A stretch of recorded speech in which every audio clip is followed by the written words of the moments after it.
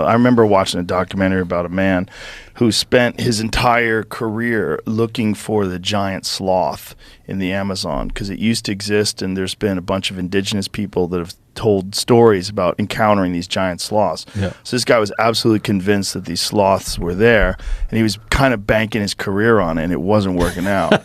And you could see the desperation in him. He was just realizing, like, what have I done with my life? Yeah. I might be looking for something that actually doesn't exist. Yeah. You know, and these people would tell him stories about it. It's like, this guy could be bullshitting me because I'm some fucking white dork from, you know, the Pacific Northwest or wherever the fuck he's from. Yeah. You know, looking in the Amazon for a...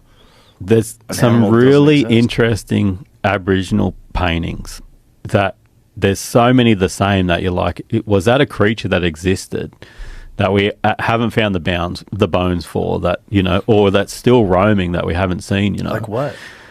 I don't know. They're real weird, like tall animals, and it's just like, why did they paint that over? And you know, there's 700 dialects of the Aboriginal language, so there's a lot of different mobs of Aboriginal people, you know. So it's like, but why did they paint that there, and they painted the same painting there, and maybe they never even got along with each other or communicated for them both to the same drawing, you know. And then I watched that Graham Hancock documentary, which was friggin' brilliant to watch. And I started actually thinking, because they're starting to really date back some extreme Aboriginal civilizations now in Australia, that I don't know if Graham's ever been to Australia to, you know, see and witness it and study it, but I'd love for him to come out at some point. But there's every chance that those animals existed, you know, but we just haven't found them yet. And I was talking to Jamie when I first got here about that boneyard in Alaska, where they're digging all that, and it's just like what's next? And they keep finding stuff that just seems to date back. He's found these ancient bones that have saw marks on them. You haven't seen that yet? No. Oh my God, very clear markings.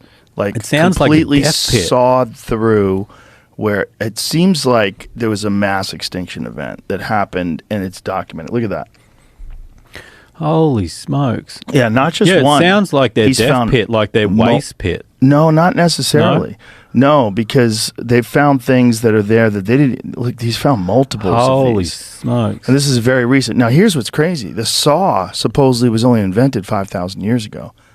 Oh, wow. And a lot of these things he's dating, they're way older than 5,000 years ago. 10, 15, looks 20. Like someone was hunting sick. Yeah, not only that, but someone who had access to a saw, and they were getting the marrow out of these mammoth bones, which is nuts, man. And there's carvings on them. They found short-faced bear skulls. They found those skulls of cats that weren't even supposed to be in Alaska. Oh. He's found a bunch of species that weren't even supposed to have existed there. This is so cool. Oh, man, John Reeves is the fucking man. And his place that he's got there is insane. It's absolutely insane.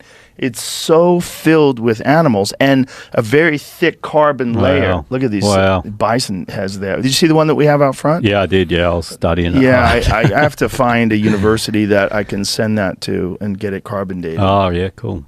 Oh, so you don't know exact dates of any of this? He has some. Okay. And he just sent some of those bones that have been sawed. He sent some of those to be carbon dated. Yeah. So he's going to find out within the next few months. This is going to be really interesting. Fascinating, because if they're older than 5,000 years ago, okay, now we have historical evidence that predates the invention of the saw. Because whatever those things are cut with, that's a saw. Yeah. I mean, it's a smooth, clean cut. And it looks like human beings did it to try to get access to the marrow.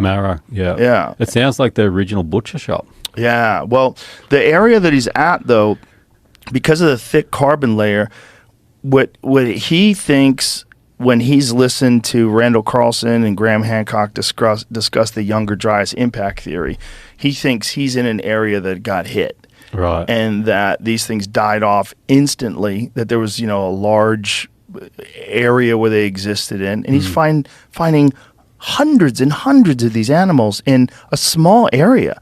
The area is only like 6 acres.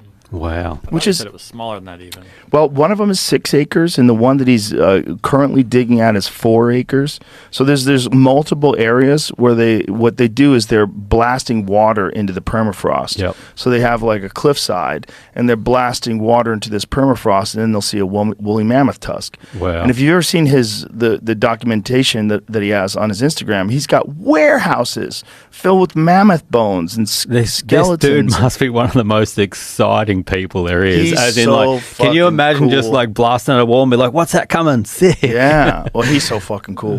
But the other thing that he's documented is that the Museum of Natural History in Manhattan dumped these bones in the East River. So they had these guys go out, and he announced it on the podcast. He told everybody where it would be, and these guys went out there and they find mammoth bones. They found mammoth bones in the East River. You know, they found these 15,000, 20,000-year-old bones that are at the bottom of the East River that were dumped there by the museum. How long ago? The 20s, the 30s.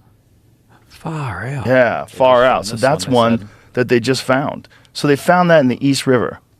He's going to gift it to me. Yay. Oh, you've got enough gifts in here walking around. It'd be dope to have that one. Oh, yeah. It'd be dope to have that one. Because the reason why those guys were there is because he announced it on the podcast. And so they have it zip tied because it's cracked. And they want to make sure it doesn't fall apart. But that thing was at the bottom of the fucking East River, which is just absolutely amazing. That's sweet. But John, because he's a gold miner, and so his land that he has up there is originally for gold mining. But along the way, he's found a fucking fortune in mammoth bones. Straight cut bones, still frozen beneath the ice wedge in the frozen muck, about 50 to 60 feet below the surface. So who knows how many thousands of years of ground is covering those things. And because it's permafrost, they're able to get these things out completely preserved. It's that's amazing. So interesting. Yeah. And just the fact that there's this very small area that he's finding these things in. I'm walking around all the time, like looking for. I've never found anything like that, but I'm just constantly looking for something like that that's undiscovered. It's like without going out of my way. Like I'm just doing it while I'm hunting. But did the Aborigines use bone or rock for arrowheads? Do they have that? So they didn't need bows and arrows, so that was never discovered. They didn't have a need for it because